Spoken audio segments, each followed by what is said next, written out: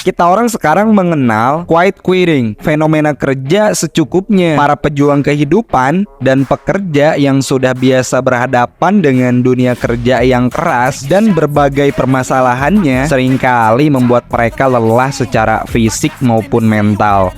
Kehidupan pribadi jadi tak terurus, hubungan dengan teman dan keluarga jadi seadanya gitu. Karena hidup mereka hanya untuk program pekerjaan di setiap lini perusahaan. Inilah yang membuat banyak pekerja memilih untuk bekerja seperlunya dan sewajarnya saja. Nggak terlalu ngoyo alias usaha keras gitu. Nggak ada tuh niatan untuk memaksimalkan. Fenomena ini biasa disebut juga sebagai quiet quitting. Ini adalah istilah ketika seseorang bekerja secukupnya dan sewajarnya sesuai job desk dan porsinya masing-masing. Bagi mereka nggak ada istilah doing extra miles alias usaha lebih untuk perusahaan. Nah, nggak ada tuh kayak begituan, seperti lembur dan mengerjakan pekerjaan lain di luar job desk. Bagi para pekerja yang menganut quiet quitting, porsi dalam bekerja itu ya sewajarnya saja. Hanya cari uang, kerja secukupnya, mungkin bawa ilmu dan gajinya semisal, terus kemudian pulang. Nah, lantas apa yang mendasari quiet quitting terjadi?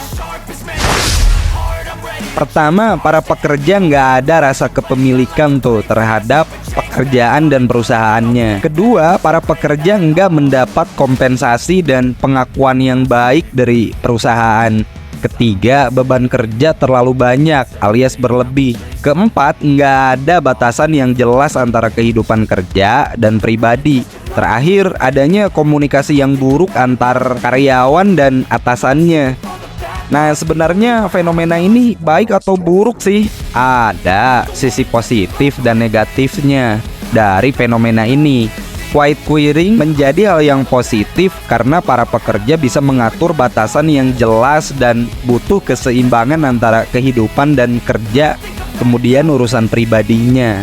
Akhirnya mereka memutuskan untuk bekerja sesuai job desk dan bayaran saja gitu. Dan demi menghindari drama-drama di tempat kerja mungkin bikin hidup jadi lebih bahagia bagi mereka. Namun, fenomena ini juga berdampak negatif karena para pekerja akan sulit mendapatkan kemajuan karir dan kenaikan gaji contohnya. Karena hanya mengerjakan hal-hal yang minimum dan biasa-biasa saja. Dan jika bekerja dengan biasa-biasa saja, ya bikin lo mendapatkan hasil yang apa adanya juga. Jadi gimana? Lo mau mencoba menerapkan quiet quitting saat bekerja atau mau memaksimalkan perjuangan hidup lo yang lebih agar bisa bernilai dan penuh makna?